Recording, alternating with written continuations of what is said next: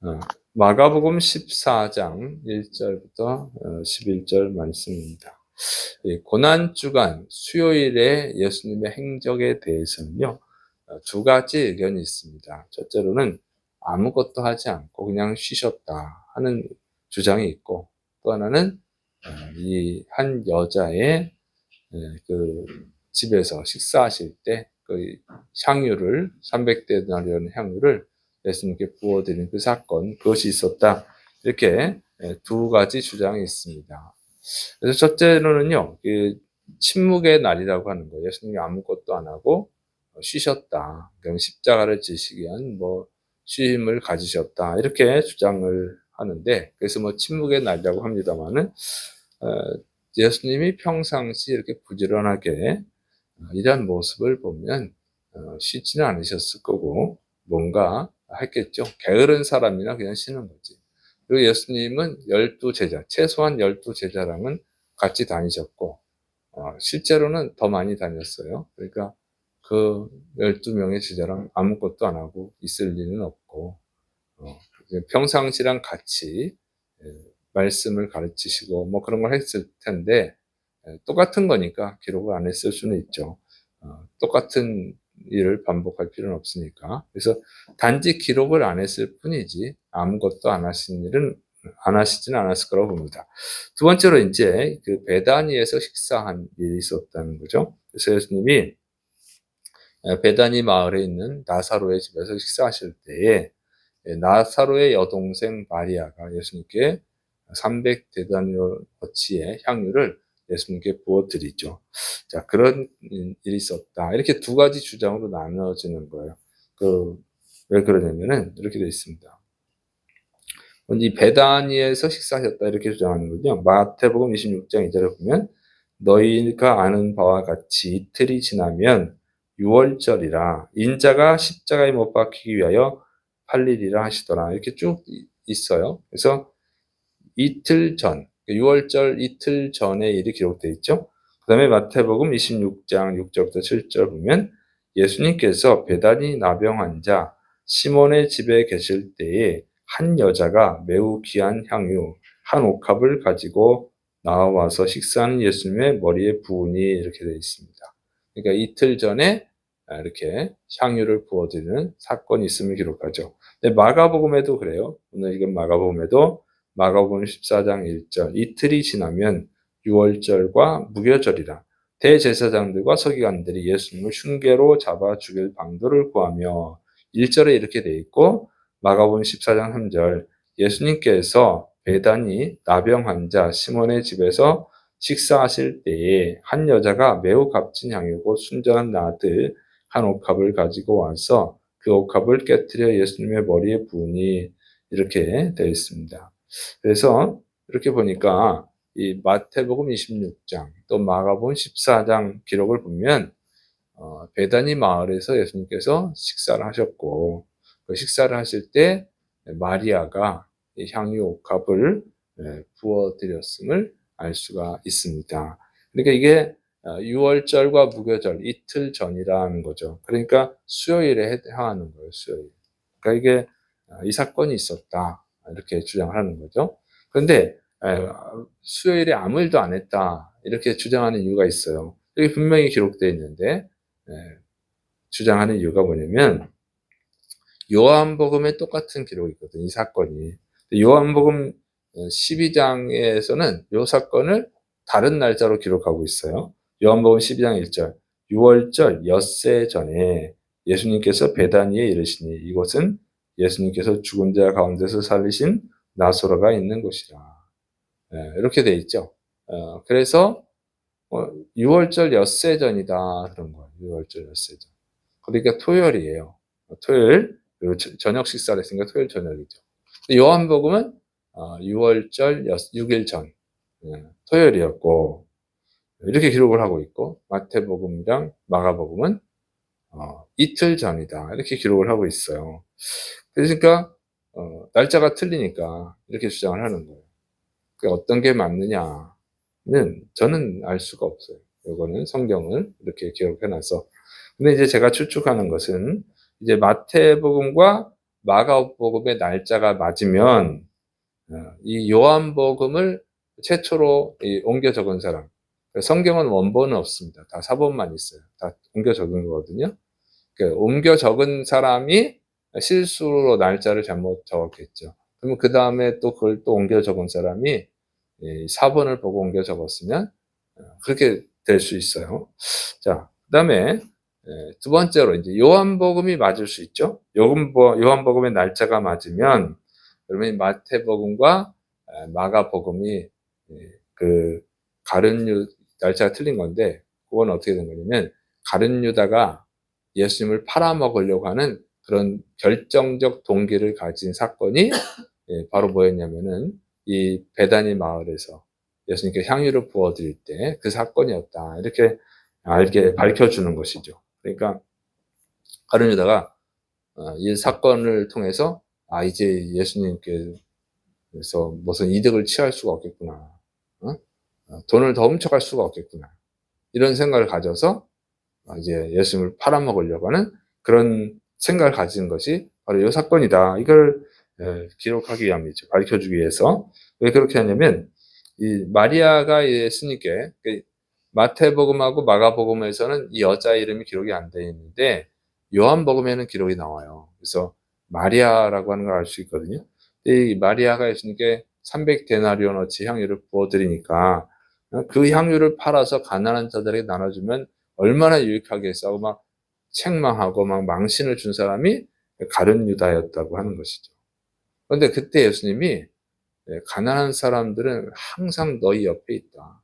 너희가 마음만 먹으면 언제든지 가난한 사람을 도울 수 있다. 그러나 나는 너희와 항상 함께 있는 것이 아니다. 이렇게 예수님 말씀하시죠. 그리고 이 여자가 나한테 좋은 일을 했으니까 이 여자를 괴롭히지 마라. 책망하지 말라. 그러는 거예요. 그리고 이 여자가 행한 일은 복음이 전파된 곳에서 다 기억해 주겠다. 기념해 주겠다. 이렇게 말씀하시니까 가룟 유다가 얼마나 창피했겠어요. 망신을 당한 거죠. 그리고 야, 이거 큰일 났다. 앞으로는 더 이상 돈 훔쳐가지 못하겠구나. 300데나리온어치를 예수님께 헌금했다면 가룟 유다가 훔쳐가려고 했던 것이죠. 그거를 이렇게 기록하고 있습니다. 그래서 이 가룟 유다는 이때 예수님을 팔아먹을 생각을 했다. 이렇게 기록을 한 거예요. 그래서 이때 이제 자신이 도둑놈이라고 하는 그 정체가 드러난 거죠. 그래서 곧바로 이제 예수님 팔아먹으러 가다가요. 마태복음 26장 14절. 그때에 12 중에 하나인 가룟 유다라 하는 자가 대제사장들에게 가서 말하되 내가 예수님을 너에게 넘겨주리니 얼마나 주려느냐 하니 그들이 은 30을 달아주거늘. 이렇게 돼 있어요. 그래서 이 마태복음 26장은 이 6월절 이틀 전에 예수님이 베다니 마을에서 식사를 하시고 향유를 부어드린 사건이 있었던 것처럼 기록을 하고, 그 다음에 그때 이제 예수님이 가룟 유다 이 여자를 책망하는 가룟 유다에게 그렇게 하지 마라. 그럴 때 그때 마태복음 26장 14절 그때 12 중에 하나인 가룟 유다라 하는 자가 그때 예수님을 팔아먹으려고 대제사장들에게 나갔다. 이렇게 기록하고 있어요. 그러니까 이것이 동기가 됐다고 하는 것이죠. 그 동기가 그거였기 때문에 이렇게 중간에 넣었다. 이렇게 볼 수 있는 거예요. 그러니까 누가복음 22장에는요. 이 향유를 부어드린 사건이 없이 그냥 이렇게 돼 있어요.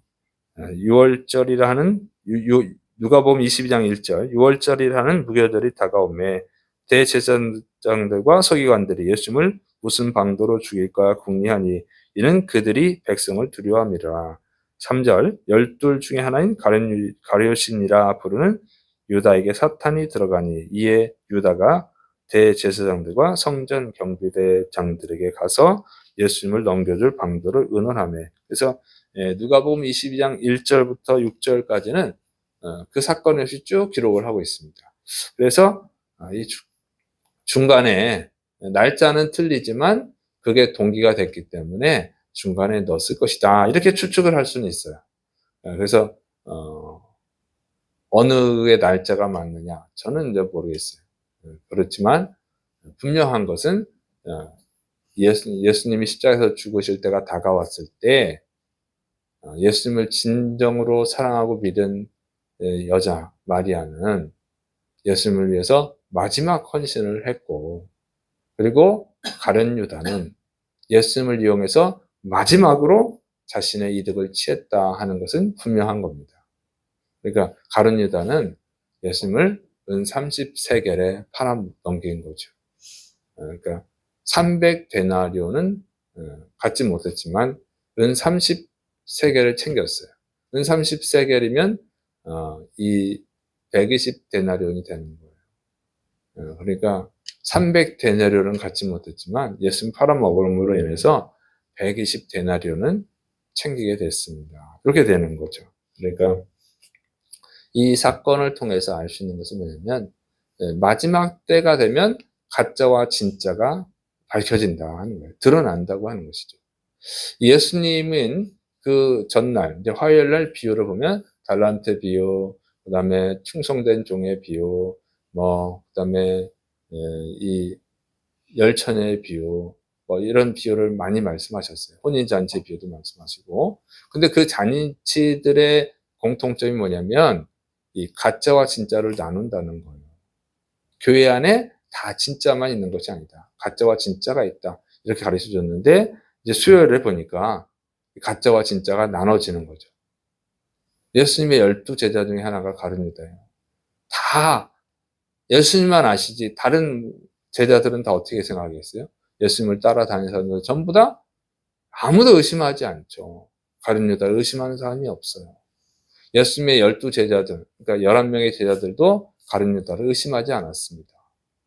그러나 가룟 유다는 도둑놈이었고, 그리고 예수님을 팔아먹은 자죠.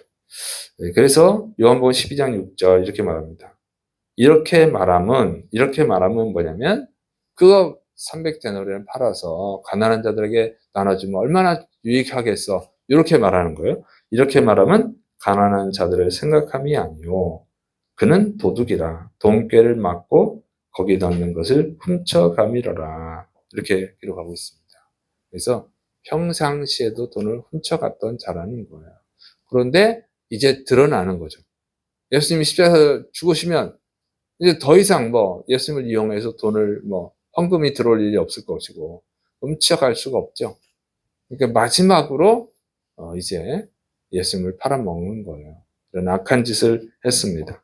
그러니까 마지막에 약한 것이 나오는 거죠. 그래서 예수님의 비유를 보면 곡식과 가라지 비유, 알곡과 쭉정이 비유, 양과 염소 비유 이렇게 전부 언제요? 마지막에 드러나죠. 곡식과 쭉정이, 그러니까 곡식과 가라지는 마지막에 추수 때 나타나는 거죠.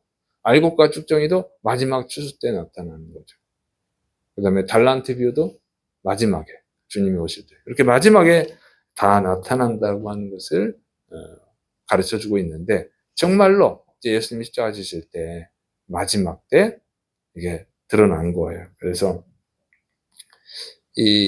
우리 신앙은 잘 점검을 해야 됩니다. 마지막 때 알 수 있는 거예요. 마지막 때. 그런데 마지막 때 알면은 늦는 거죠. 마지막 때 진짜였음을 알면 그 사람은 구원받으니까 상관없는데 마지막 때 자신이 가짜인 걸 알게 되면 어떻게 해요? 그러면 지옥 가는 거죠. 기회가 없잖아요. 마지막에 알게 되면 안 되는 거예요. 마지막에 자기가 특정이구나. 큰일 나는 거죠. 마지막에 내가 가라지구나.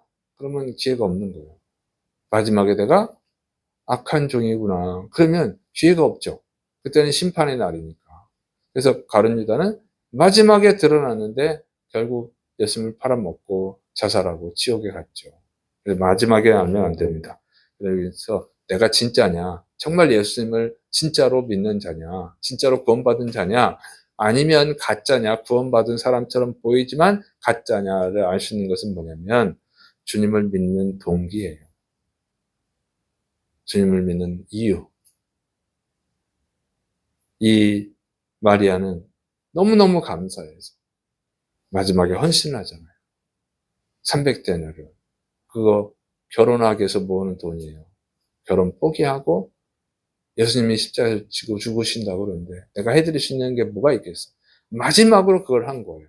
그러니까 평상시 항상 감사하고 주님에서 헌신하는 사람이었고, 다른 유다는 평상시에 돈 훔쳐가는 사람, 평상시에 자신의 이득을 챙기는 거예요. 자신의 이득을 위해서 예수님을 믿은 거예요. 다른 유다가 얼마나 그 자신의 이득에 정말 열심을 부렸느냐. 예수님을 3년 동안 쫓아다니니까 얼마나 힘들어요. 예수님이 좋은 집에서 주무시는 게 아니고 방에서도 주무시고 제대로 좋은 음식 먹고 다니는 것도 아니고, 근데 그걸 쫓아다니는 거예요. 훔쳐가려고 헌금을. 도둑질 한다고. 철저히 예수님을 믿는 이유가 자신의 이득을 위한 거라는 거죠. 그래서 자신의 이익을 위해서 믿는 사람은요, 가짜인 거예요. 아무리 헌신을 많이 해도 가짜인 거예요. 자신의 어떤 이득, 자신의 어떤 목적을 위해서 종교 생활을 하는 거죠. 특히 이 선거철만 되면 종교를 버리고 교회 다니는 사람들 있잖아요. 또는 교회를 버리고 다른 종교로 가는 사람도 있죠. 표를 얻기 위해서. 구걸하는 거지. 그런 거 조심해야 됩니다. 그래서 여러분 철저하게 어떤 자신의 이득을 위해서 믿으면 가짜인 거예요. 반드시 가짜로 드러납니다. 예수님이 십자가에서 나를 위해서 죽어주신 그 은혜, 나의 죄를 대신해서 죽어주신 그 은혜, 그 은혜만으로 감사해가지고 예수님을 믿는 사람이 진짜인 겁니다.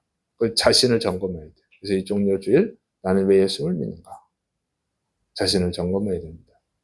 그리고 무슨 좋은 일이 있을 때는 할렐루야 하는데, 무슨 안 좋은 일 있으면, 소원이 이루어지지 않으면, 문제가 해결되지 않으면 예수님 믿어도 별거 없네. 기도해도 소용없네. 왜 교회를 다닐까? 하나님은 나를 안 사랑하시는가? 이런 마음이 드는 사람들은 가짜예요. 그걸 회개해야 됩니다. 우리 예수님은 우리를 구원하러 오셨다고 했어요. 분명히 구원하러 오셨다고 그랬거든요. 이게 구원이 가장 큰 축복입니다. 이거를 감사할 줄 알아야 돼요. 다른 건 다 안 주셔도 나를 죄에서 구원해 주신 그 은혜 감사합니다. 나를 거룩한 자로 만들어 주시니 감사합니다. 영원히 하나님과 함께 살 수 있는 자로 만들어 주신 그 구원의 은혜 감사합니다. 이 감사가 있는 사람만 진짜인 거예요. 그래서 여러분 마음을 잘 점검해서 이 감사, 그리고 내가 주님에서 무엇을 할까 하는 이런 헌신의 마음이 있는지를 점검하시고, 없다면 회개하고 진짜 그것을 위해서 믿어야 돼요. 어떤 세상의 어떤 축복을 위해서 믿는다면 여러분 세상으로 가는 게 낫습니다. 세상에서 돈 버시는 게 나아요. 교회 와서 시간 손해볼 거 없어요. 열심히 세상에 가서 돈 버시고, 그다음에 천국은 보장이 안 되고 지옥이 보장된다는 것을 명심하고 그렇게 해야 되는 것입니다. 그래서 이 종료주일에 여러분이 진짜 예수 믿는 사람으로 거듭날 수 있도록 또 성령님의 도우심을 간절히 기도하시를 축원합니다. 기도하겠습니다. 사랑이 많으신 하나님 아버지, 우리 예수님께서 우리를 죄에서 구원하시고 거룩한 자로 만들어 주시기 위해서 자신의 생명을 주셨습니다. 우리가 이 큰 것을 받았사오니 무엇을 더 구하겠습니까? 우리가 오직 주님을 위해서 감사하는 마음으로 헌신하는 것을 구하는 진짜 그리스도인이 되게 하여 주옵소서. 예수님의 이름으로 감사하며 기도드립니다. 아멘.